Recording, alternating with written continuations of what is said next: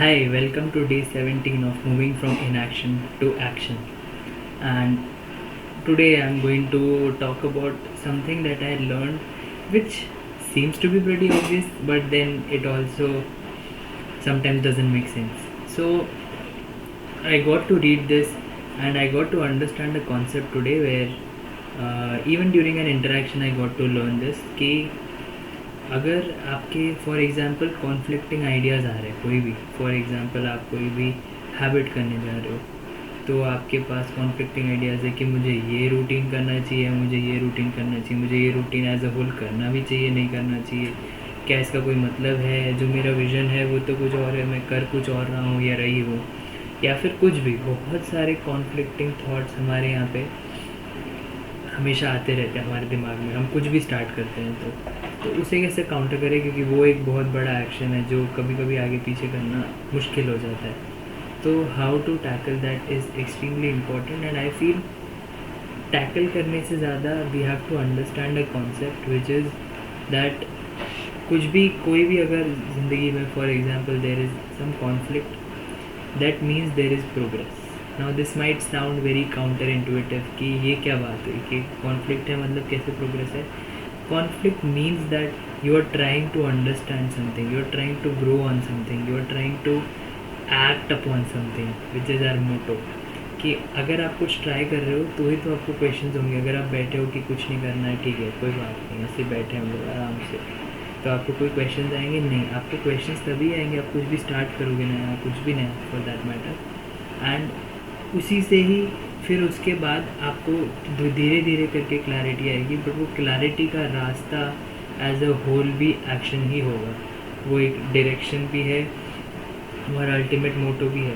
क्योंकि अगर आप सिर्फ क्वेश्चन करते रह जाओगे, मैं ऐसा नहीं बोल रहा कि आप क्वेश्चन मत करो, आप डाउट करो, ऑफकोर्स आप करो। ब्रेनस्टॉर्मिंग एक बहुत इंपॉर्टेंट आइडिया है जो बहुत ज़्यादा ज़रूरी है हमें करना, बट अगर हम वो नहीं कर रहे हैं तो उससे हमें सिर्फ यही पता चलता है कि या तो हम बिल्कुल ही अवॉइड कर रहे हैं या फिर हम लोग सिर्फ क्वेश्चन कर रहे हैं, तो वो गलत है। आपको एक्सट्रीम्स में नहीं जाना है, आपको सिर्फ ये समझना है कि अगर कॉन्फ्लिक्ट हो रहा है, हम कॉन्फ्लिक्टिंग थॉट्स आ रहे हैं, कॉन्फ्लिक्टिंग चीज़ें हमारे दिमाग में आ रही है, तो उसका मतलब है कि हम ग्रोथ की ओर बढ़ रहे हैं, हम ग्रोथ की ओर बढ़ रहे हैं। बस वो कॉन्फ्लिक्टिंग थॉट्स में उलझ नहीं जाना है। पॉइंट ये है, हमको अंडरस्टैंड करना है कि हाँ ये कॉन्फ्लिक्टिंग बिलीव्स आने वाली है, ये कॉन्फ्लिक्टिंग थॉट्स आने वाले। For example I give you a real life example of माई।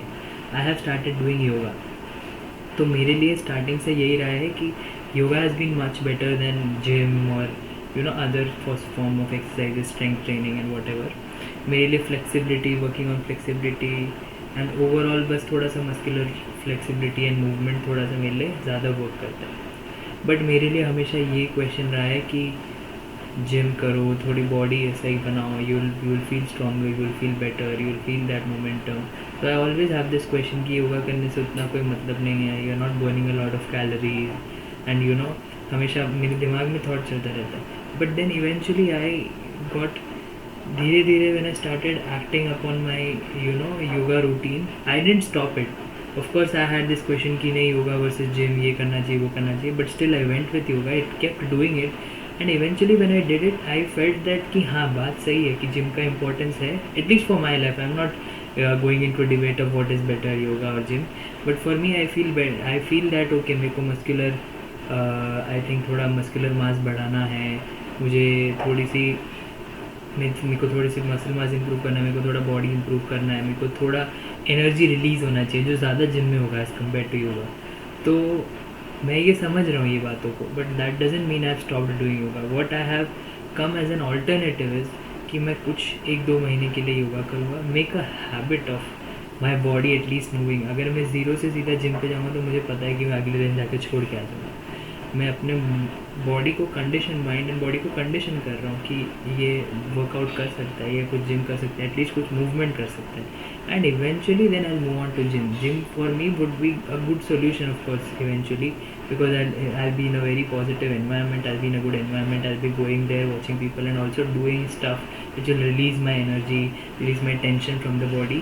तो मुझे पता है कि घर बैठे योगा से बेटर वही होगा, बट स्टिल आई नो कि मैं ये एक्ट यही करूँगा कि योगा करूँगा, उस पर वर्क करूँगा और धीरे धीरे करके फिर मैं उस पर ट्रांजिशन करूँगा। तो क्लैरिटी भी एक्शन के थ्रू ही आएगी। आपको ऐसा लग रहा होगा कि नहीं, क्लैरिटी आने के बाद ही हम एक्ट करेंगे, वैसा नहीं चलेगा। एक्शन लेना पड़ेगा, धीरे धीरे क्लैरिटी आएगी और उसके ऊपर हम फंक्शन करेंगे।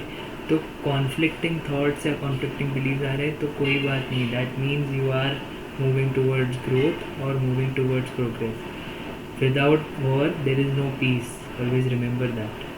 I'll see you in the next one. Bye bye.